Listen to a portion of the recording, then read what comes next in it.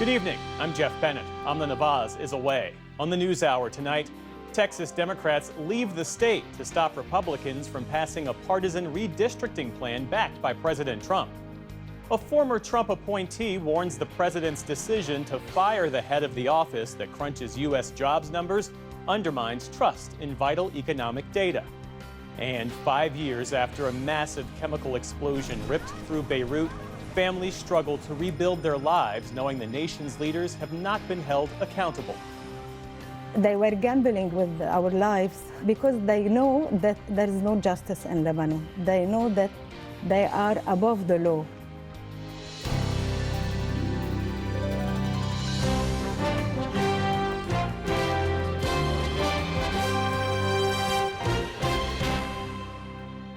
Major funding for the PBS NewsHour has been provided by the ongoing support of these individuals and institutions, and friends of the NewsHour, including Leonard and Norma Chlorfine, and the Judy and Peter Bloom Kovler Foundation.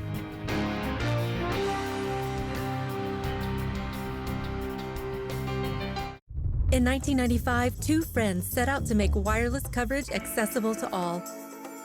With no long-term contracts, nationwide coverage, and 100% U.S.-based customer support. Consumer Cellular. Freedom calls. The Ford Foundation, working with visionaries on the front lines of social change worldwide. And with the ongoing support of these individuals and institutions.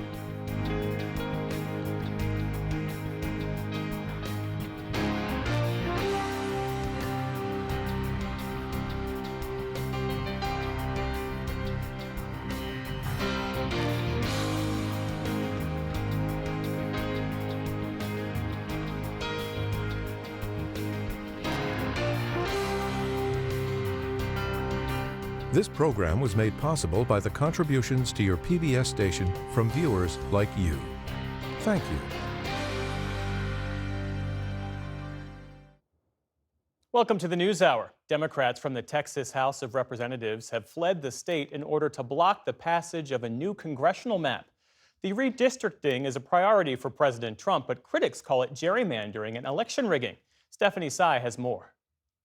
In the Texas House of Representatives today, members, a quorum is not present. Gridlock. The Republican majority had planned to vote through new partisan congressional district maps, a goal pushed by President Trump and one of the reasons for this special session. To those who are absent, return now. The people of Texas are watching, and so is the nation. And if you choose to continue down this road, you should know there will be consequences. Instead, nearly every Democrat was absent from the chamber, preventing any voting. This is State Representative Benton Jones, and we're here at the airport preparing to break quorum. Many of them had fled the state Sunday, posting their protests from the tarmac. The governor and president has forced redistricting down our throats. I'm out, but I'm here for you. They landed in Democratic strongholds, like Chicago. If Donald Trump is allowed to do this, if he is allowed to once again cheat and get away with it, there's no stopping this. And Albany. That the fight to protect democracy is not confined to one state. The fight is for all 50. Democratic governors welcomed them. In Illinois, J.B. Pritzker. Let's be clear, this is not just rigging the system in Texas. It's about rigging the system against the rights of all Americans for years to come. And in New York, Governor Kathy Hochul, who said if the Texas maps move forward, she would push her state to redraw its own congressional map to boost Democrats. If Republicans are willing to rewrite these rules to give themselves an advantage, then they're leaving us no choice. We must do the same. An escalation in a redistricting arms race. It started with Texas Republicans' plan to axe 5 Democratic-held U.S. House seats. Currently, Republicans hold 25 of the state's 38 seats in the chamber. The proposed map would bring the number of likely Republican-held seats to 30, bolstering the chances of the GOP maintaining control of the House in next year's midterm elections and beyond. Besides what Democrats see as a brazen power grab, the new map could disproportionately disenfranchise Black and Latino voters. Republicans, including Texas Governor Greg Abbott, have been quick to fulfill the president's wishes. They're very un-Texan. Texans don't run from a fight. Governor Abbott was on Fox News today. Because these Democrats have absconded from the responsibility, and I believe they have forfeited their seats in the state legislature because they're not doing the job they were elected to do.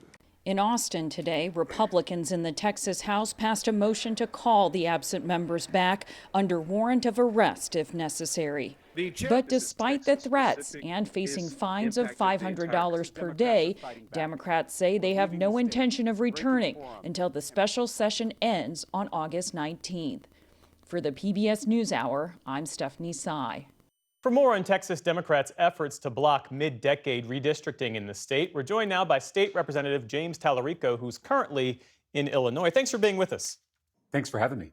Texas Democrats broke quorum back in 2003 to block redistricting and again in 2021 to stop new voting laws. Both efforts ultimately failed. They were not successful. Why do you believe this effort could succeed where the others fell short? Well, I'd actually like to disagree with that. I was part of the 2021 walkout when we broke quorum to fight back against the Republicans' voter suppression bill. They were trying to make it even harder to vote in Texas, and Texas is one of the hardest places to vote in the entire country. And by breaking quorum and shining a national spotlight on their bill, we pressured our Republican colleagues to take the worst parts of that bill out. So a ban on souls to the polls, which is early Sunday morning voting when African-American churches usually go to vote, a provision that would have allowed Republicans to overturn election results that they didn't like. Those were taken out of the bill because of our quorum break. And so while the bill did pass and I voted against that bill, it was less harmful than it would have been without the quorum break. So these kinds of acts of civil disobedience, of good trouble, they can have a tangible impact on legislation and therefore a tangible impact on people's lives. I'm hopeful we can do something like that with this redistricting power grab that Trump is trying to execute in our state. Governor Abbott says he may try to remove you and your Democratic colleagues from office. He may try to appoint your replacements. And then beyond that, he says that any fundraising you do while you're out of state could violate bribery laws. What's your response to that? Well, it's completely consistent because with these rigged maps, Governor Abbott is trying to rob Texans of their ability to elect representatives of their choice. That is the most fundamental part of our representative democracy. And now he's threatening to literally remove the people's representatives from office. I mean, we're getting close to Banana Republic territory here. He is taking a page out of Donald Trump's authoritarian playbook. He is less charming, less charismatic, but he is still just as dangerous. And it's why we have walked out. It's why we're breaking quorum to stop this power grab from going through. We want to protect Texans' ability to elect the candidates of their choice, whether they are Democrats, independents, or Republicans. How is this walkout, this quorum denial effort coordinated, and how long do you intend to stay out of state? Well, we're taking this one special session at a time. We have all committed to staying out of the state capitol for the next 2 weeks. That's when the special session is scheduled to end. Now, Governor Abbott can continue to call special sessions if he chooses, but I am hopeful that the retaliation being promised by blue state governors may pressure Texas Republicans and Donald Trump to walk back from the brink. What we don't want is a partisan war between red states and blue states. We don't want gerrymandering in any state. It's wrong when Republicans do it. It's wrong when Democrats do it. We should have a citizen-led, independent redistricting process in every state. In fact, I've actually filed a bill in the Texas legislature to bring that kind of process to Texas because voters should be choosing their politicians. Politicians shouldn't be choosing their voters. That said, if one side is intent on cheating, as the Republicans are doing with this mid-decade redistricting, then all bets are off and the other side has to respond. I'm hoping we can de-escalate and prevent these gerrymandered maps from spreading across the country. If de-escalation doesn't work, if this strategy of trying to prevent the passage of the GOP redistricting plan doesn't work, what other legal or political tools are available to Texas Democrats to continue challenging the map? Well, you're going to see court challenges. You're going to see us bring those legal challenges in court. I think you're also going to see Texans rising up, as they already have over the last 24 hours. I mean, we have been overwhelmed, inundated with messages and calls and emails and grassroots donations from Texans all over the state. And it's not just Democrats. I actually got a message from a Republican who thanked me for fighting for free and fair elections. And I think that's exactly what we're going to need if we're going to keep power out of the hands of people who want to consolidate it. And we can finally get a check on our government. And that's what Donald Trump's trying to prevent. He's worried about losing the next election. And so he's trying to insulate himself from the will of the public. Nothing could be more un-American than that. Democratic Texas State Rep James Tallarico, thanks for being with us. Thank you for having me. And a note, we invited Texas Governor Greg Abbott to join us for an interview tonight. His office declined our request.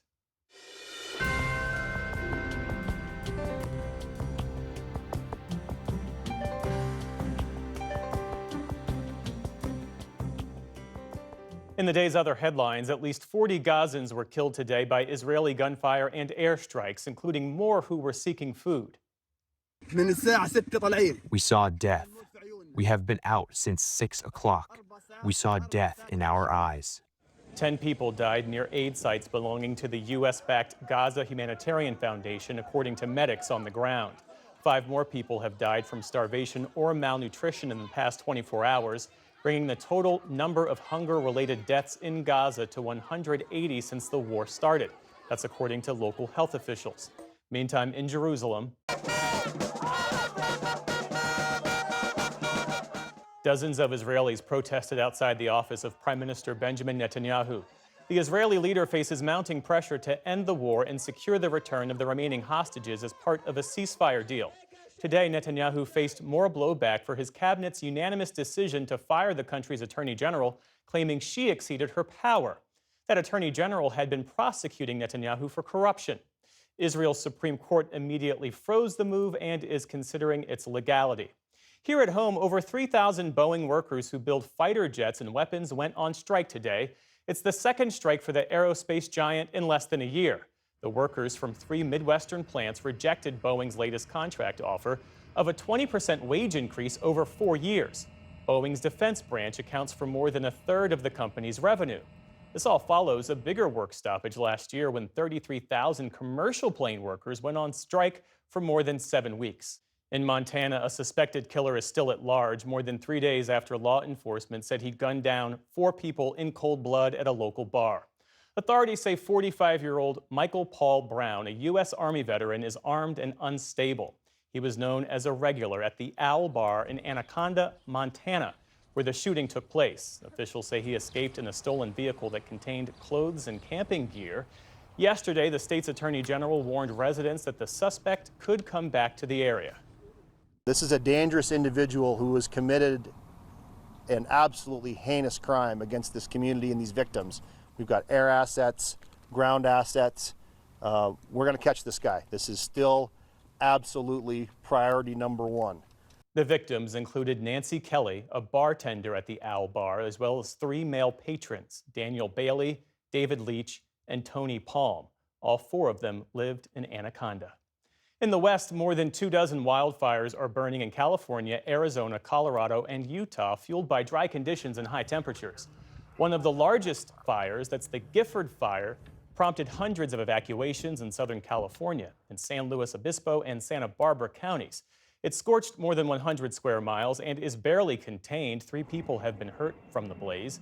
Meantime, smoke from the more than 700 Canadian wildfires have prompted air quality alerts across the Midwest and Northeast. A thick haze seen over places like Chicago and upstate New York today. Markets rebounded today after last Friday's sell-off due to shakeups at the Bureau of Labor Statistics and the Fed. The Dow Jones Industrial Average shot up by nearly 600 points, while the NASDAQ finished higher by nearly 2%. The S&P 500 rounded out the day's across-the-board gains. And we have a passing of note. Actress Lonnie Anderson has died. Morning, Herb. Any calls? No. Messages? Nope. Mail? None. Okay. How about lunch? No lunch either. Dinner? Busy. Okay. How about later at my place? You're married, Herb. Oh, yeah. Her big break came in 1978 when she played the platinum blonde receptionist in the sitcom WKRP in Cincinnati. Her character's quick wit and competence on the job helped keep the struggling radio station afloat despite her bumbling male colleagues. Anderson was nominated for 3 Golden Globes and 2 Emmys for the role. In the 90s, she split with her third husband, actor Burt Reynolds. Their lengthy divorce was a mainstay in the tabloids. Anderson's publicist said she died after a prolonged battle with an unspecified illness. She was 79 years old. Still to come on the NewsHour, Amy Walter and Jasmine Wright break down the latest political headlines. We speak with a Jesuit priest about what he witnessed at an immigration court near the southern border. And with access to care under threat, the Gates Foundation steps in with a multi-billion-dollar boost for women's health. This is the PBS NewsHour from the David M. Rubenstein Studio at WETA in Washington and in the West from the Walter Cronkite School of Journalism at Arizona State University.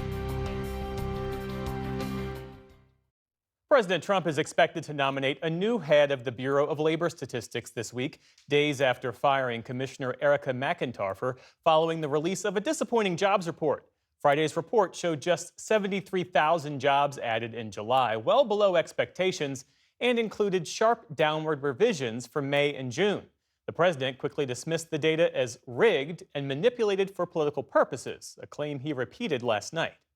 We had no confidence. I mean, the numbers were ridiculous, what she announced, but that was just one negative number. All of the numbers seemed to be great. For a closer look, we're joined now by William Beach. He is the previous Commissioner of Labor Statistics and was nominated by President Trump during his first term in office back in 2017. Mr. Beach, thanks for being with us. Well, it's my pleasure. Thank you very much for having me. So President Trump called the July numbers fake. He accused Erica McIntarfer, the BLS commissioner he fired, of rigging the data. What's your reaction to her firing and the underlying allegation? Well, it's just very implausible, and I'll tell you why. The Commissioner of Labor Statistics, that was my job, has no access to the collection of the data, has no access to the summation of the data when it comes out of the regions, goes to the national office, has no access, no hand, no possibility of having any involvement in the calculation of the numbers that are ultimately published. In fact, the commissioner doesn't see the number for the first time. The numbers are revealed to the commissioner Wednesday morning, usually around 11 o'clock, in a meeting. Those numbers have now been loaded into all the machines all over the data center, which will go all over the world eventually at 8:30 Eastern time Friday morning. So the claim that the commissioner could influence the data has to be a lot more specific because there's no access to actually influence the data. Could the commissioner then have put pressure on people to bend the data in one way or another? And I want to tell you, that's even more impossible knowing the hard-headed and loyal Americans who work at the Bureau of Labor Statistics who would never yield to pressure, whose whole life is devoted to having non-political numbers come out of there. So I think President Trump just got some bad advice. The system does not work that way. It's not like a boardroom, or it's not like, the YMCA where you might have access to change a theme or to change a focus. It's very difficult to imagine that world working that way at all.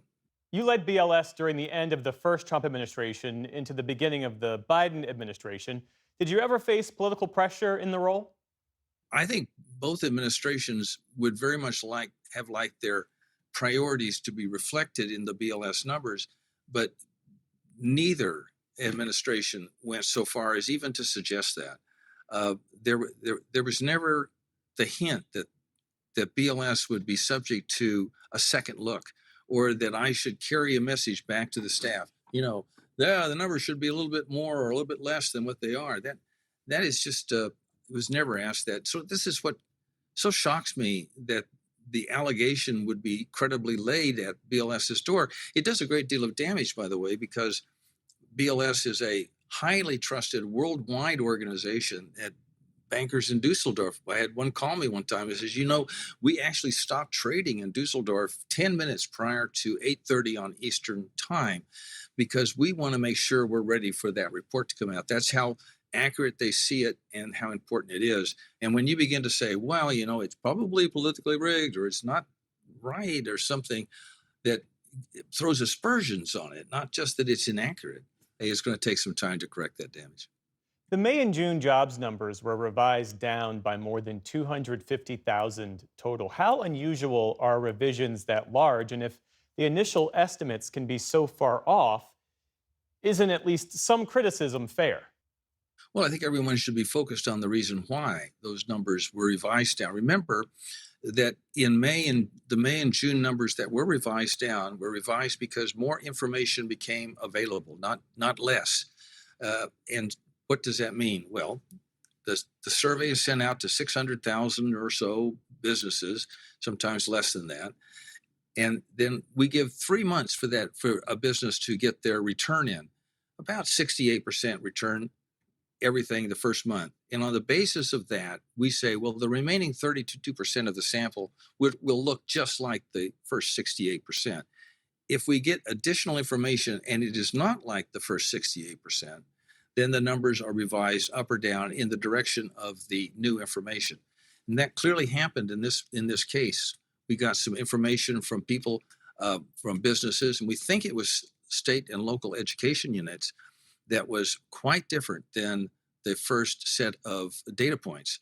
Does this mean the economy is slowing down, or does it just mean that we're having a problem in a particular sector of the economy, in this case, state and local education, which is very important, by the way, to the job estimates? That remains to be seen. But the point is, the revisions were made because there was more information. Now, they were big revisions, absolutely, no question about that. And not too many of those big revisions occur, though many did under my tenure because I was the commissioner during COVID. Totally different reason why the revisions were big.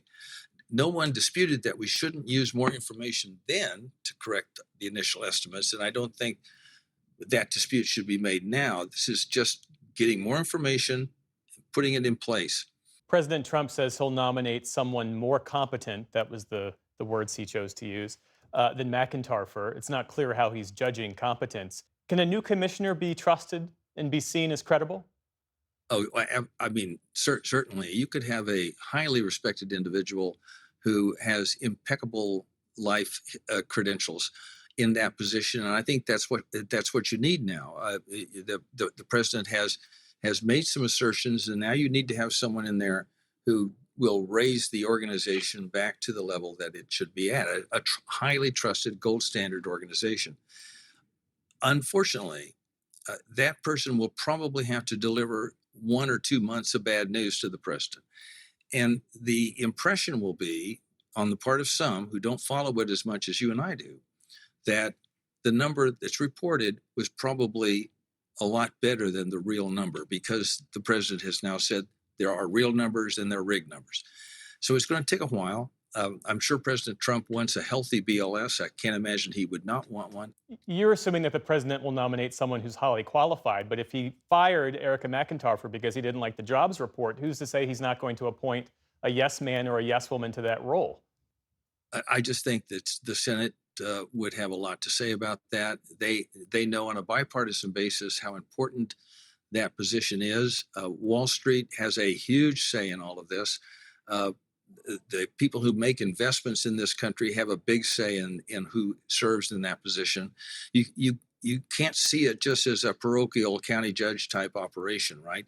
It represents a lot of the data integrity of the United States, and it is used with huge impact by people making enormous economic decisions. So whoever is appointed will be highly scrutinized. And now that will be a very perhaps controversial appointment and have to go through a great deal of testing. Congress will be on its front foot when that nominee comes through, regardless of whether they're Republicans or Democrats. William Beach, former BLS commissioner, now executive director of the Fiscal Lab on Capitol Hill. Thanks for being with us, Mr. Beach. We appreciate it. My pleasure entirely. Thank you.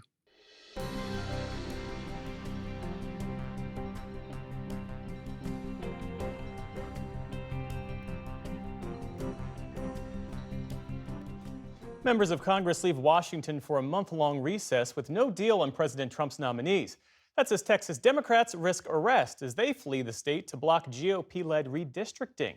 Time now for Politics Monday with Amy Walter of the Cook Political Report with Amy Walter and Jasmine Wright, White House correspondent for Notice.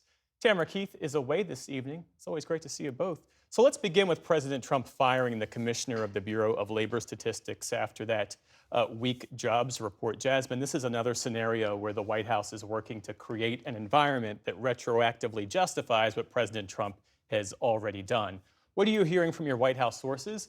And how is that justification landing with some Republicans on the Hill? Yeah, well, the White House is really sticking to this idea that firing the BLS head was because of all of these mistakes that they say the BLS made under her leadership, basically. Right after the firing happened, the White House put out kind of this one sheet looking at all of the amount of rescissions that have happened under her leadership, highlighting the number of them, basically trying to support their narrative that this is not because of a bad jobs report, but this is because of what they called incompetency. And you know, some Republicans are certainly buying it. Obviously, this is within the president's threshold to do this. Others are not. We talked to Tom Tillis at Notice, and he basically made the case that if there was some evidence that showed that these numbers were manipulated, as the president said, then yes, this person should be fired. But if this was just a firing because they did not like the jobs numbers, he said, quote, they need to grow up or time to grow up. And so I think that there's some mix, but I think specifically we're seeing Republicans kind of go along with what the president wants to do, which we've seen the last 6 weeks, really giving him the latitude to decide who is within his administration. And I think you're seeing that play out again. And Amy, as we heard from Mr. Beach there, the former BLS commissioner, there's a risk here because you risk that this whole thing could backfire by eroding the trust of investors, companies, and organizations that rely on firewalled economic data. And if anyone has a question about that, look no further than countries like Argentina or Greece that have already been through this sort of thing. That's absolutely right. I mean, we're already living through an era of declining trust in almost every major institution.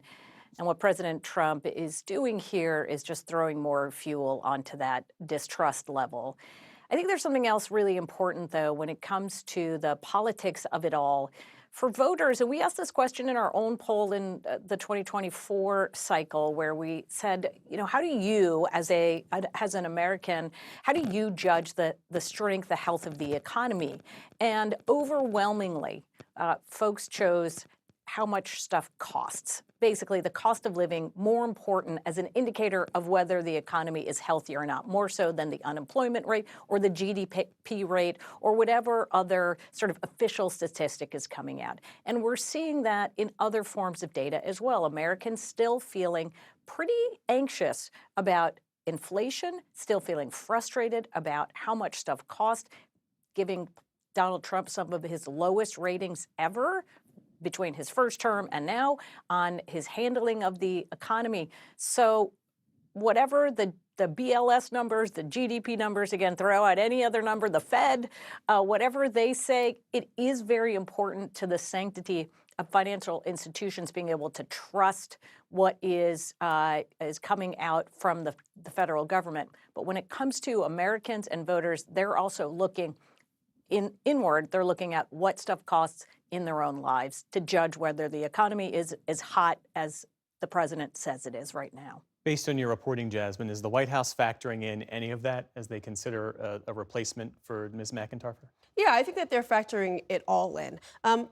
Primarily because they want to make sure that their narrative is getting to the American voters. Now, I don't think that the BLS head is something that Americans are talking about all the time, but the economy is something that this White House is talking about all the time.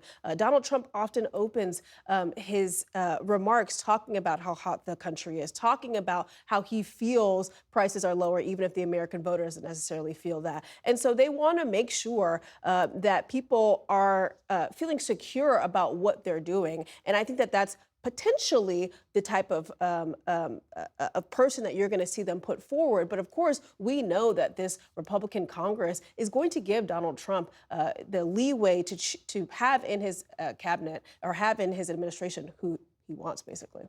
You set up my next topic perfectly because we're talking about Congress with Texas Democrats fleeing to Chicago and New York in hopes of blocking this Republican effort to redraw political maps. Amy, can you break down the math? I know you can. I'm not even sure why I'm asking if you can. I know you can. So how dramatically would a 5-seat swing out of Texas, how would that change the map? And what would have to happen in places like New York, Illinois, California, which I'm not even sure if that state constitution allows them to do what Newsom says they want to do? What would Democrats have to do to make up for Texas redistricting? No, you're exactly right. That is a big shift. I mean, right now, Democrats, they only need to net 4 seats to flip control to Democrats in this upcoming midterm election.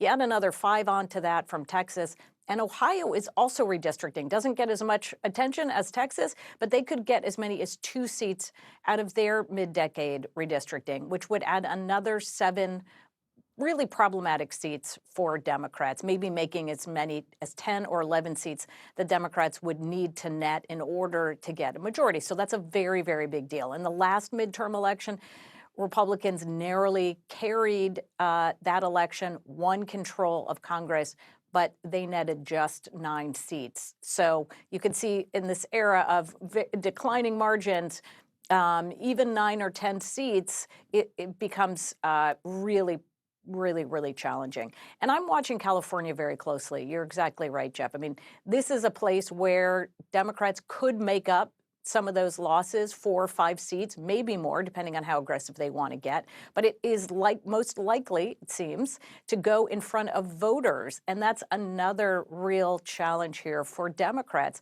Not only do they have to get it on the ballot in time, but they have got to convince voters who believe in this independent redistricting, who like independent redistricting, that going to partisan redistricting is worth it in order to fight back against President Trump. Obviously, this is a very blue state, but it is going to be our first test of just how much blue voters want to fight fire with fire, as many blue legislators are saying they would like to be able to do. Yeah, and for Governors Hochul, Pritzker, Newsom, for the Texas Democrats who have retreated to those respective states, New York, Illinois, and California, it's important for them to be seen fighting among the base. Yeah, I mean, I think that they are basically answering this call from Democrats that I'm sure that Amy has seen in her polling of them being upset with the Democratic Party at large because they are not fighting enough. They're not doing enough to stymie Donald Trump's agenda. Now, I think the reality is that Democrats can't do much in Congress,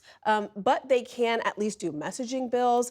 They can do these things where it looks like they're fighting back. And so this is giving Democrats one of their moments. I think if you look at the last 6 months, it was kind of questionable about what Democrats have been doing. But if you look at the last 4 weeks, not only were they basically unified on fighting against Donald Trump's one big, beautiful bill, no Democrat voted for it. Then they were also unified in drilling down that it was a Medicare problem, using that messaging to really kind of tank the support of that bill. And now they're sticking together on this redistricting fight a bit. I think you're seeing some infighting. I'm looking at Cory Booker in the Senate talking about his colleagues. But certainly I think you're seeing these Democrats try to come together and answer that call from their party. The question is whether or not it will be enough and whether or not it gets too close to the midterms. Amy Walter, Jasmine Wright. Jasmine, it's always great to have you here. Thank you.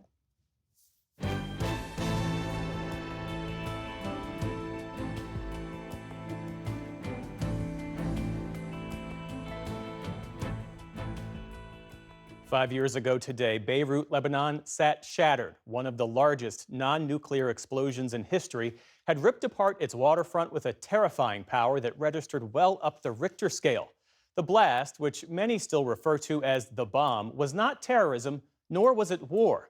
It was caused by issues that have long plagued Lebanon for years and still do: municipal incompetence, government corruption, and a perceived indifference among local leaders. Now, years later, as Layla Milana Allen reports, the outlook for Beirut is, if anything, more dire. A single moment that changed the face of a city and its people.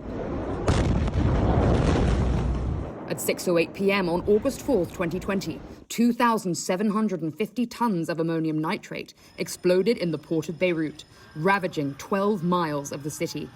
It was the third largest non-nuclear explosion in history. Issam's 38-year-old brother Abdul died that day. Issam thought it was the end for him too.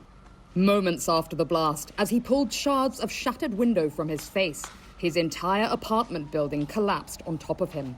I woke up 8 minutes after. I tasted the blood, and both of my legs were stuck. The government did little to respond. Beirutis and Lebanese volunteers from across the country rushed to help. Issam was trapped under the rubble of his home for 17 hours before being rescued. I was in pain, but the only thing that made me survive the 17 hours was the people that I was surrounded by. Whoever lived nearby, they came to give some help. With extensive rehabilitation, he can now walk a short way with limited movement in his left leg. Running is a distant dream. But it's the loss of his beloved brother he can't move past.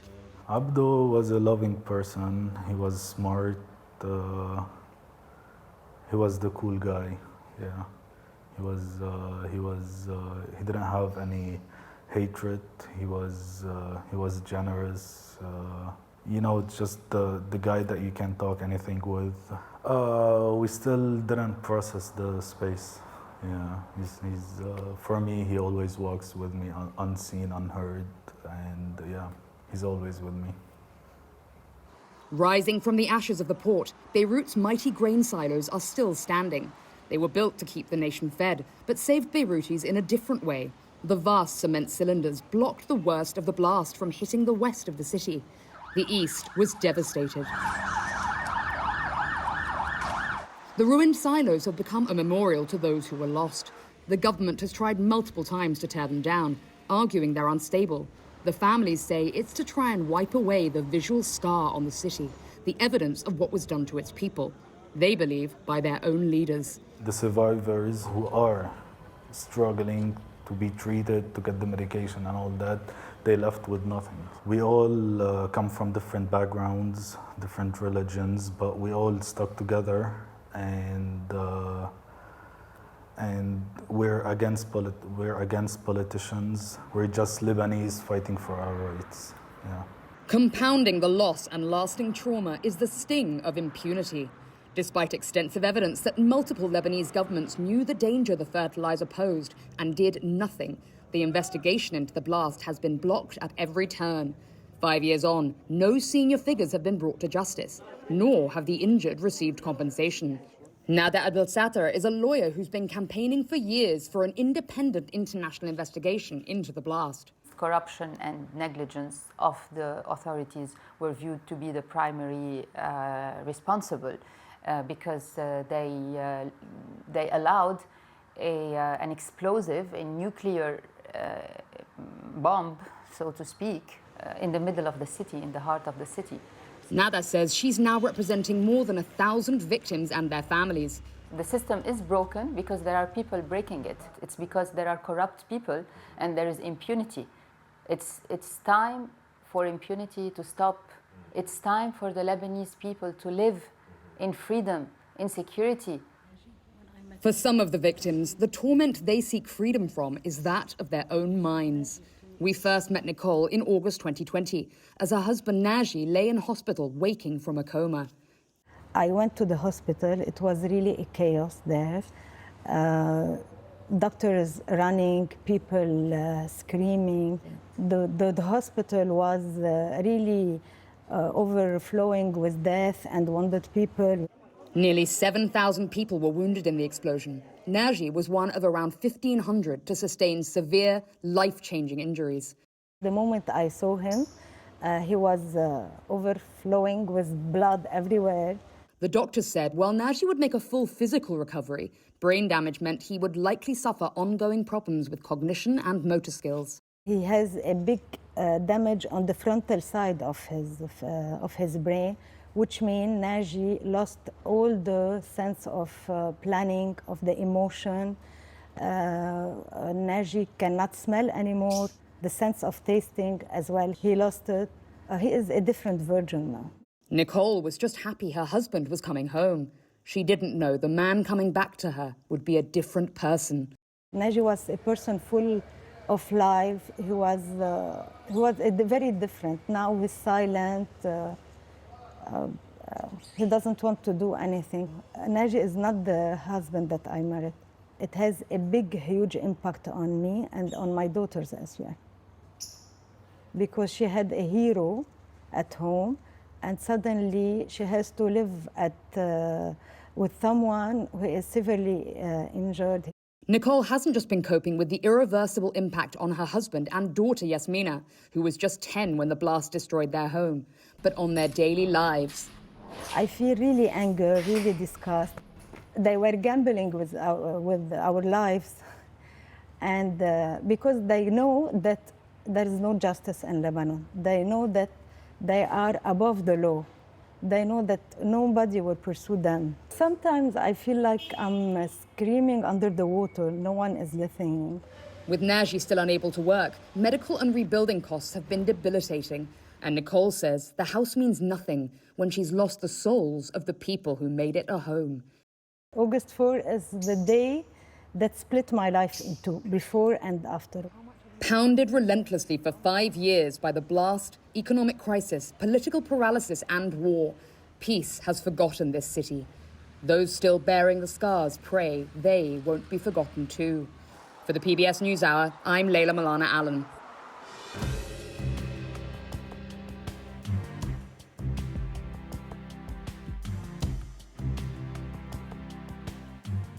After promising the largest mass deportation effort in U.S. history, the Trump administration has made sweeping changes to the country's immigration system.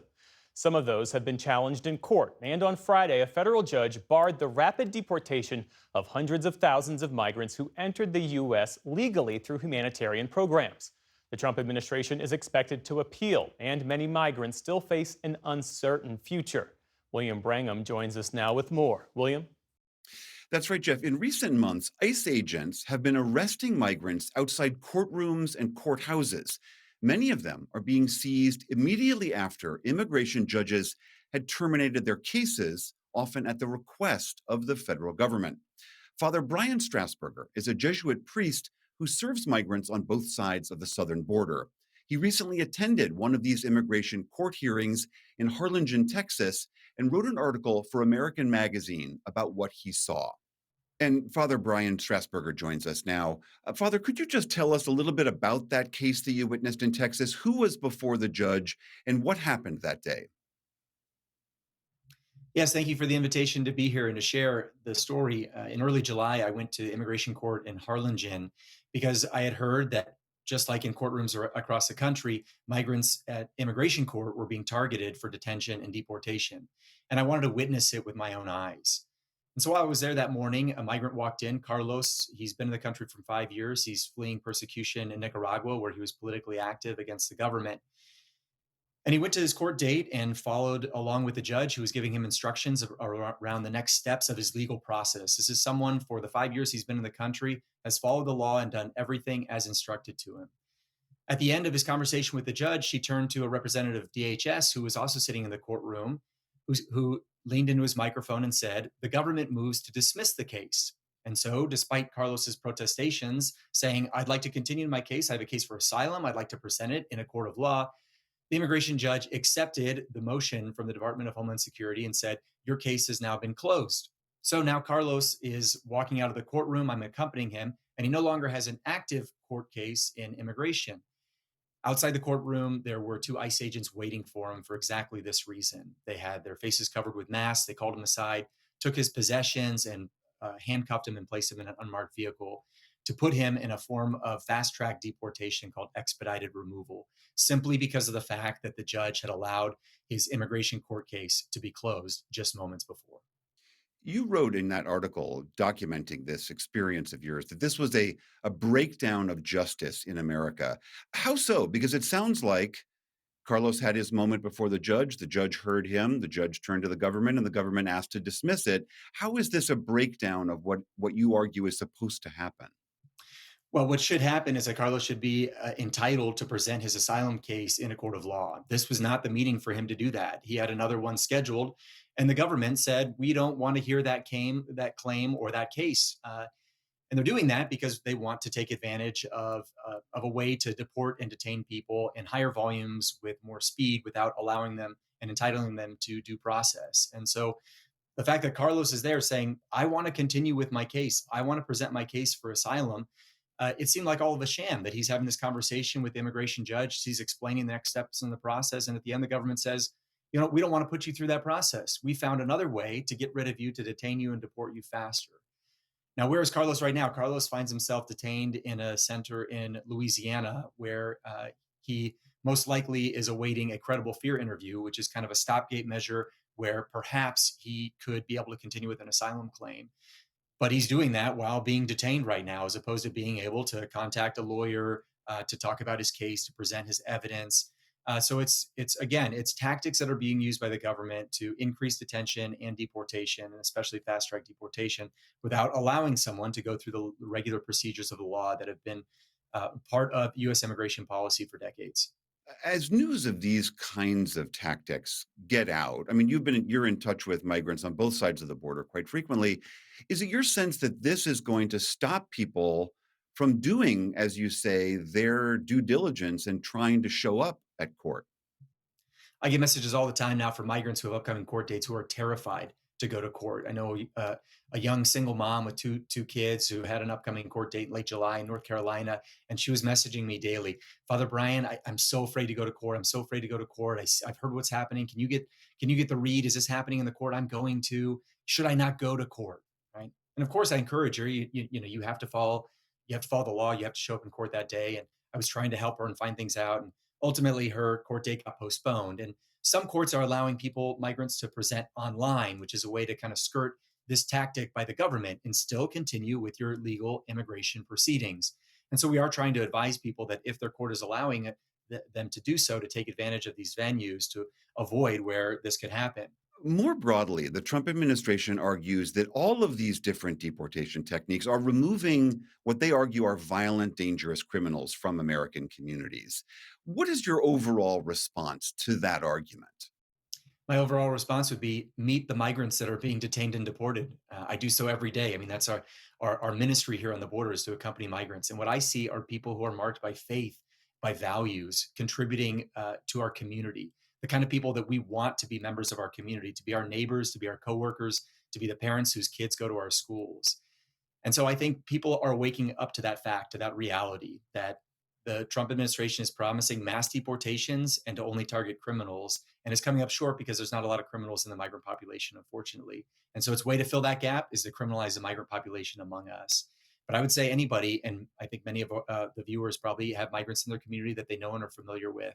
And that's the best way to know and to realize that that promise of the Trump administration just isn't true. There are a lot of great members of our community who are being targeted for detention and deportation under this administration. All right, Father Brian Strasburger, thank you so much for joining us. My pleasure. Thanks again for the invitation.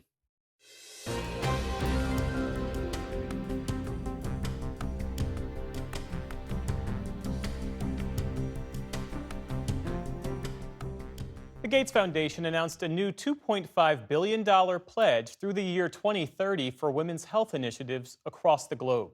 It comes at a time when the Trump administration is cutting major research and aid directed at women and maternal health. Amna Nawaz spoke recently with the point person about the goals of this new funding. Dr. Anita Zaidi is president of the Gates Foundation's Gender Equality Division, and she joins me now. Dr. Zaidi, welcome to the NewsHour. Thanks for joining us. Thank you, Amna. Thank you for having me. So this new commitment of $2.5 billion for women's health over the next 5 years is focused on 5 areas. I'll tick through them quickly here. Obstetric care to make pregnancy and delivery safer, maternal health and nutrition, gynecological and menstrual health, more accessible and effective contraceptive options, and better diagnosis and treatment of STIs, or sexually transmitted infections. So why these 5 priorities? What's the overarching goal here? So, Amna, this is when we looked at all of the data that is there for women's health and what it is that causes a lot of problems around the world. These were the areas that had 3 things in common. One is they are a huge burden and unmet need. 2 is that they are very neglected from an R&D perspective. And 3 is that low-cost, affordable innovations that can be available in the near-term horizon are possible for many of these issues.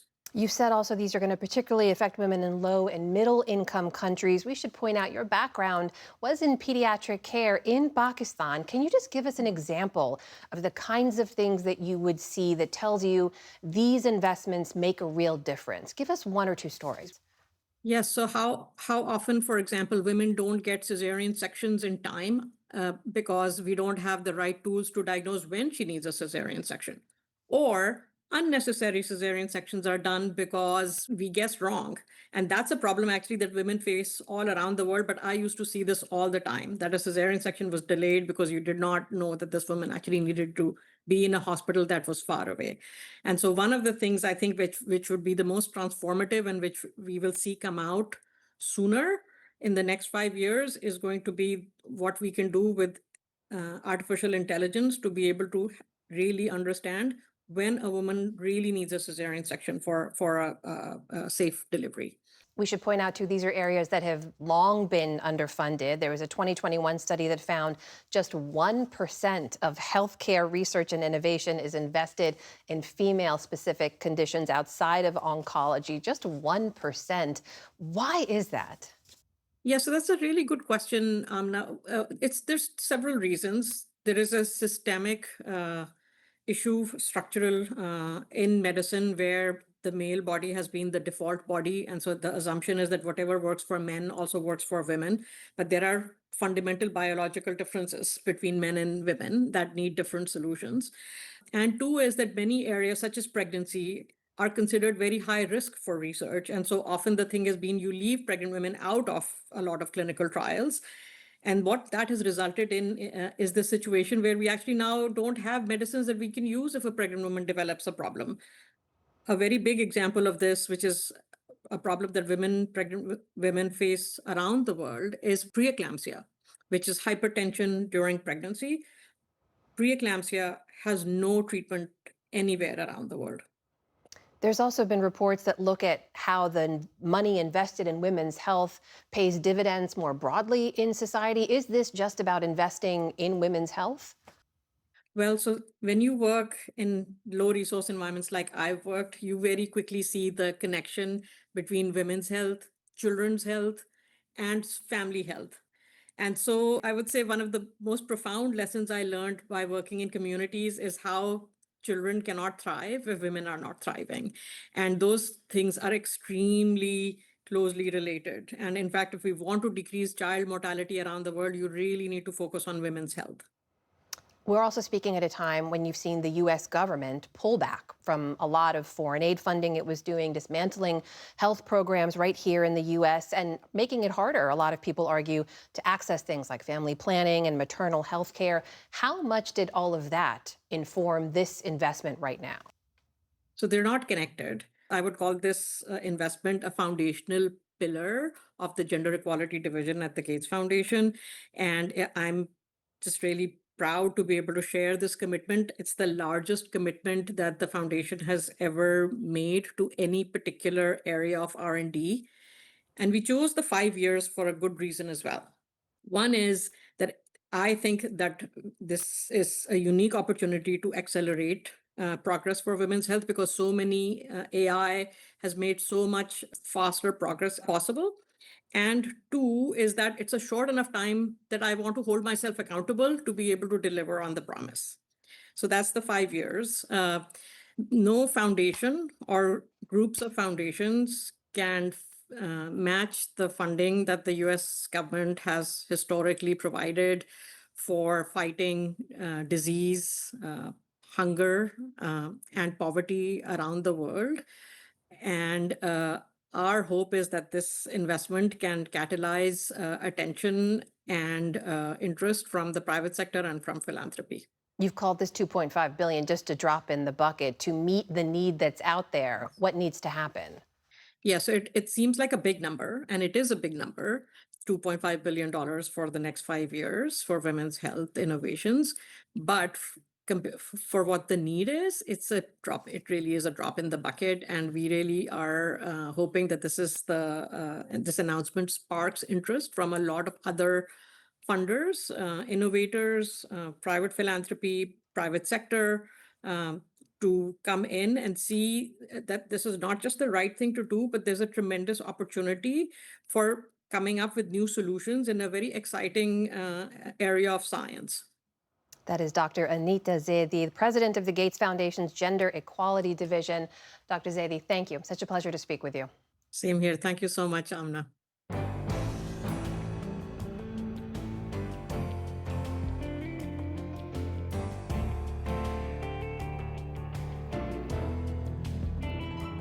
There's a lot more online, including a look at Coca-Cola's decision to start offering Coke made with cane sugar instead of high fructose corn syrup in the U.S. That's at pbs.org/newshour. And that is the NewsHour for tonight. I'm Jeff Bennett. For all of us here at the PBS NewsHour, thanks for spending part of your evening with us. Major funding for the PBS NewsHour has been provided by Friends of the NewsHour, including Robert S. Kaplan and Wendy J. Selden through the Raymond James Charitable Endowment Fund. 2 retiring executives turn their focus to greyhounds, giving these former race dogs a real chance to win. A Raymond James financial advisor gets to know you, your purpose, and the way you give back. Life well planned.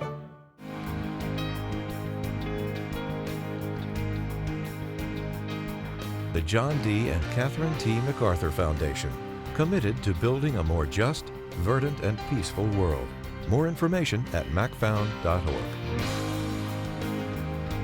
And with the ongoing support of these institutions.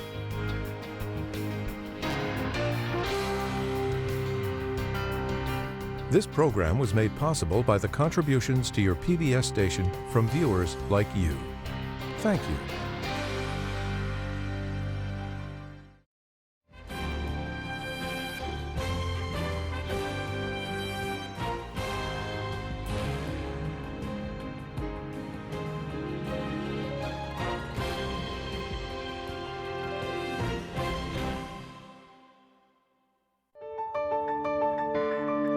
You're watching PBS.